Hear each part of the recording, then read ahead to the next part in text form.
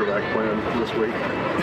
Probably not a ton. You know, I mean, we're in position to have both guys ready to go and equal practice reps and get them both ready to go. We know we got to play better at all levels, and so both those guys will be ready to go.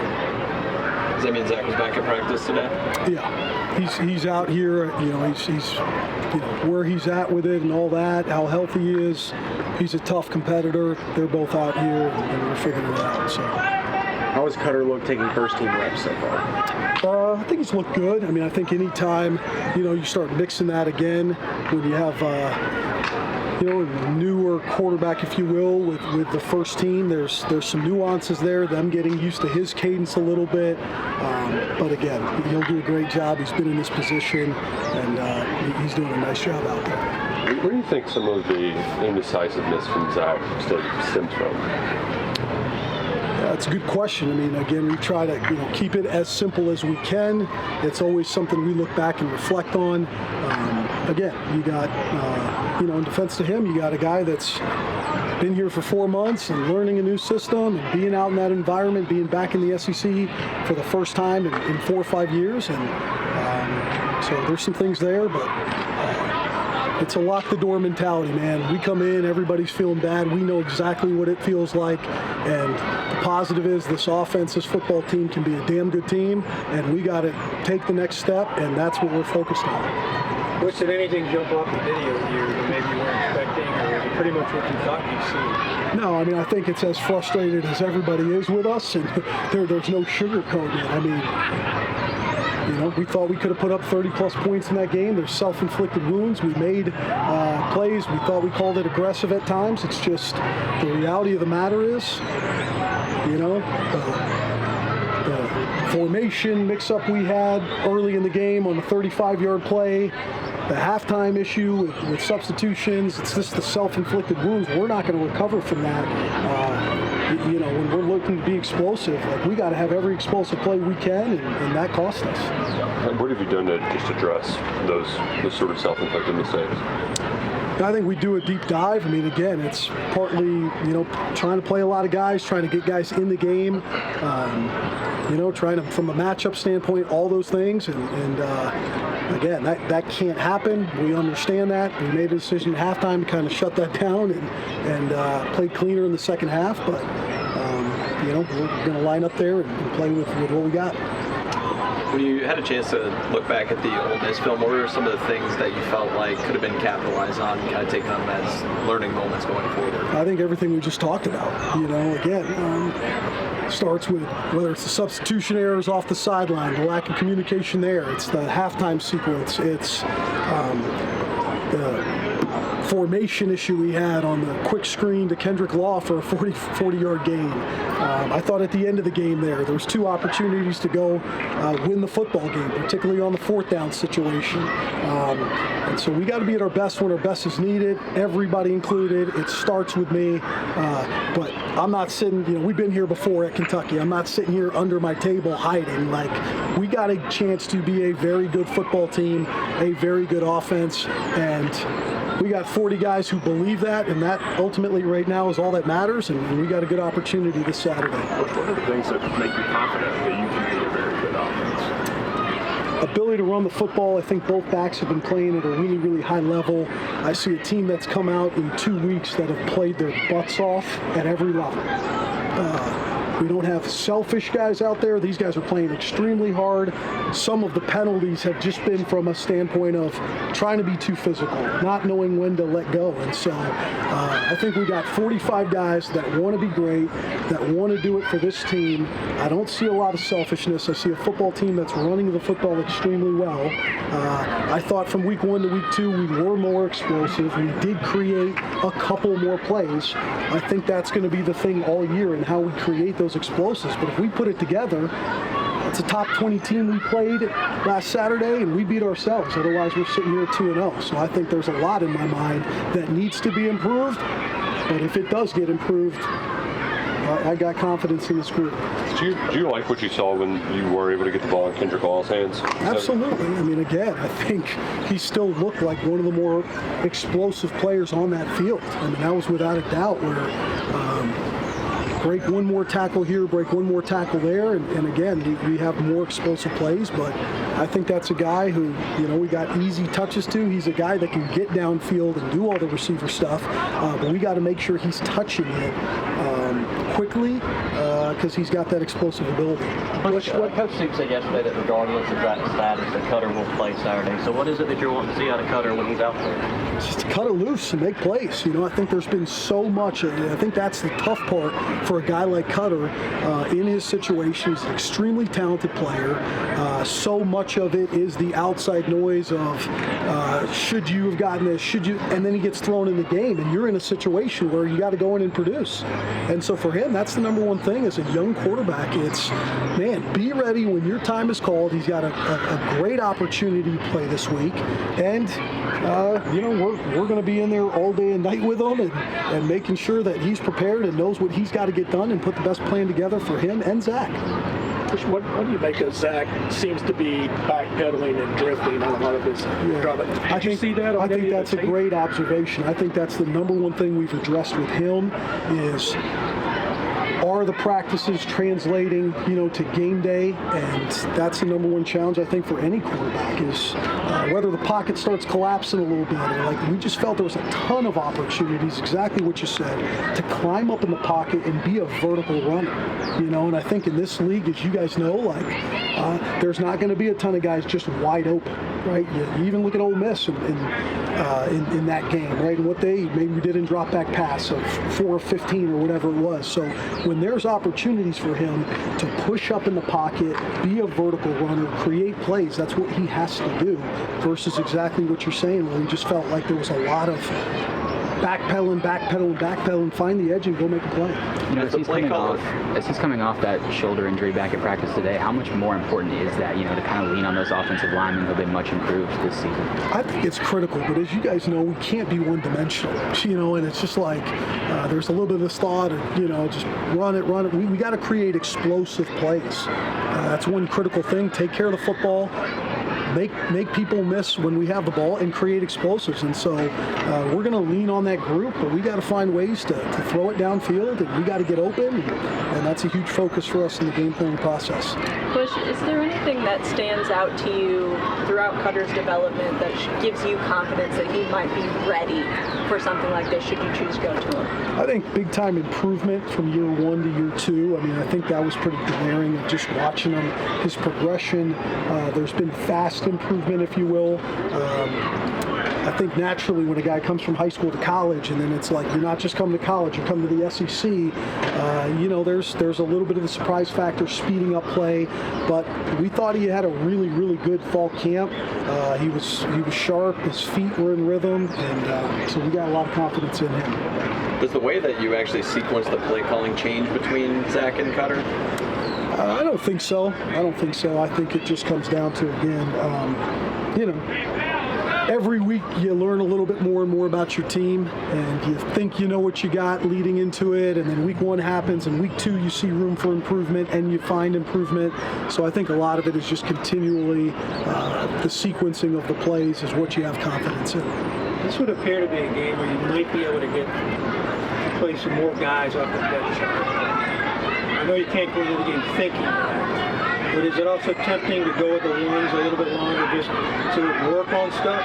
Yeah, I mean, you know what I'm saying to that. We're not in any situation of anything other than playing good football, and so this is a team we're playing Saturday that I believe lost to Toledo by 1 point last year, and Toledo played us extremely tough, and so we got to play our style of football. We got to develop rhythm with the first team offense, and that's the only focus we have. He certainly didn't play a ton here at Eastern Michigan, and really leaning heavily on Tanner LeMaster, who's on your team last year. What can you say about excited to see him play for Eastern Michigan? Yeah, I think, man, great respect for Tanner. I think that is one of the, awesome things maybe about the portal is you take a guy that does everything exactly the right way.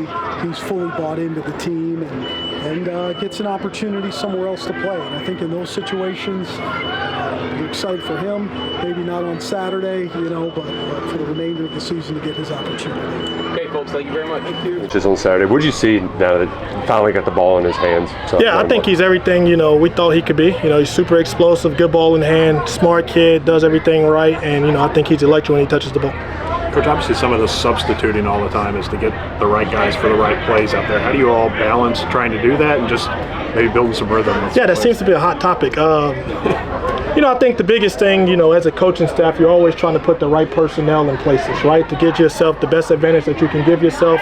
We got about 6 guys in the receiver room that we feel pretty good about. Kendrick Law being a guy that we, want to, center some things around and get him some good, easy touches and stuff on the perimeter. But like I say, we just got to work through it, and I think we have, and we, so everything operationally could be what it needs to be to go play our best.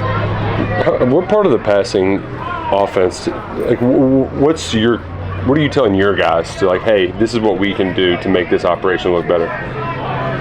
Go and do their job. I think I got to do my job. Everybody got to do their job. They got to do their job. Start worrying about things that don't matter. At the end of the day, whatever your assignment is, that's what you got to do. Everybody, I said it when I got here, no matter what, my job is to get the best out of my group. As the receivers coach, get the best out of your group, and that's what I'm going to continue to do every day. Those guys have done a tremendous job listening, taking coaching, taking accountability. And like I told them, each week we just got to continue to get better and better and better, and hopefully, operate and do what we got to do. But you guys are here for a reason. You all are brought in to do something, and we got to do our job. To that end, your kids, everyone we've talked to said they like you because you drive them so hard to be better. I think that's your job as no different as a parent, no different as Coach Stoops as the head coach, no different as Bush as the offensive coordinator. Their job are to make me better. So when Stoops is on my butt or Bush is on my butt, I don't take it personal. It's too much life to be lived to take accountability or somebody holding me accountable personal. I got a job to do at the end of the day. No different than the receivers, no different than every other position group. We have to do our job, and we have to do it at a high level, and my job is to get the most out of them. And if it ain't going right, my job is to give them answers or find answers for them and instill in them confidence, point blank, period. And like I told them, no matter what happens during the game, stay calm, stay cool. Our job is to finish that 60 minutes and go play football, and my job is to stay on them as much as I can so they can get the best out of themselves and see it. Where are those 3 freshmen that we heard so much about in camp at in terms of their progress and maybe being able to contribute? I think they're doing really good. They're all, they're all a play away. Cam Miller's really good, Quisenberry's really good, DJ Miller has been battling some stuff, but he's really good. And those guys are 1 play away. And I got full faith in all of them that they can go out and do their job. I saw you lining up some, basically at X. Is that fair? I would call it just split out a little bit, right. Split me out by myself, but yeah. So what is that something you're excited for? How did that come to be? Yeah. For sure. It's just little formations, split up out. It's just a little out formation by ourselves, one by 3 and me by myself. I like it a lot. We run a lot of different things out of it, so I'm definitely excited for it. What are some of the challenges to getting to catching passes from that spot versus I had one this week, an opportunity. I didn't run the best route, but I just got to keep working on it. It's like corners on you, so it's gonna be a physical battle, and you just got to be. They're quick, so they can undercut a route quick, and do all that. So you just got to be smart and run a good route. Cutter found you in the end zone, and it was this close. What was kind of going through your mind whenever they dialed up that call? Obviously, it's full speed, back corner end zone, make a play. If he gives me opportunity, it is what it is. Not a big deal. We work on it every week, every day. So we'll get it next time for sure. Well, is there something you two got going on? Right, me and Cutter? Yeah. We've known each other for a while. We got recruited together, and he recruited me here, and we live together. So if you call that, I guess we're pretty good friends. He recruited you? Yeah. We were both in-state kids, and on my official visit, he showed up, came and got me. We ran some routes and stuff with each other. So. How'd he sell you? He took me around. He did drive me around at my, I think it was my junior year, just me and him. It wasn't even on a visit or nothing. Down here in Lexington, and we also went and ran routes together too. So. Is there like an added layer of comfortability just because you all have so much experience together? Yeah, I would say is chemistry. I mean, with every quarterback, you got to build some sort of chemistry, and we started building that in high school, and then Zach came in. Obviously, and any quarterback you got to build chemistry with. So it's just all about reps and learning how they throw the football and timing each other up, and you'll get it after a few times throwing with each other. But obviously, there's a sense to knowing each other for a few years and having the chemistry. So it feels like there's been flashes where it's like, okay, this thing can work, but it hasn't been consistent. So what do y'all got to do to make it look right, make it look good for an extended amount of time? Just continue to prove every day as an offense, as a unit, and just like operational wise, just continue to improve. Guys, coming in the game, whatever it is, the play calls, whatever it is, just continue to improve as an offense and execute better as an offense, and as a whole unit. So. Speaking of Cutter, how do you think he's looked this week, taking reps with you on the first team, and how do you think that will translate for you all as a team when he gets some action this weekend? I think he's looked good. He's looked really good. Looks comfortable coming out there. I think everybody's getting a bunch of reps, and I think he's looked comfortable in the pocket and comfortable with the team in the huddle. So yeah. And speaking, you're playing Eastern Michigan this weekend. How do you all lock in on this game and not look forward to games ahead and just focus on the one ahead? Right now? It's all about this week. We try to focus on this game this week. Focus on Eastern Michigan this week. Watching film on them. Only focus on them. We got to win this week. That's what we're focused on. Okay. So how did it just feel just to get the ball in your hands and get out there at the stadium? I'll tell you the truth. It kind of early on just kind of felt, something new because it's been a little minute, doing it actually live. But, as the game started going, I kind of warmed up and it became natural like always. Is there, how difficult is it when it's like the ball is snapped and before you can blink, it's already coming to you? How tough is that just to be able to go? It just come down to practice, you know what I'm saying? Like just repping it in practice and knowing that it's fluent and this is what I do each and every day. Does it get frustrating though when you have one of those big pops and then there's some laundry on the turf? No, I can't. I'm not frustrated at anybody, you know what I'm saying? Things like that happen all the time, all we can do is move on. What can I do? Just tell the ref, give me the call. He ain't gonna do that. I feel like this offense is on the verge of doing something big. Yeah, most definitely. I feel like we're progressing each and every week, you know what I'm saying? Just from my eyes and my point of view, I think we are. What do you need to do to take it to that next level? Just continue to do my job. That's all I can do is continue to ask questions and get answers and execute. What's the biggest question heading into this week for you? I don't think there's a big question for me. You know what I'm saying? It's just executing. At the end of the day, that's my job. You know what I'm saying? Go out there on Saturdays and execute. If we don't execute, what's the point?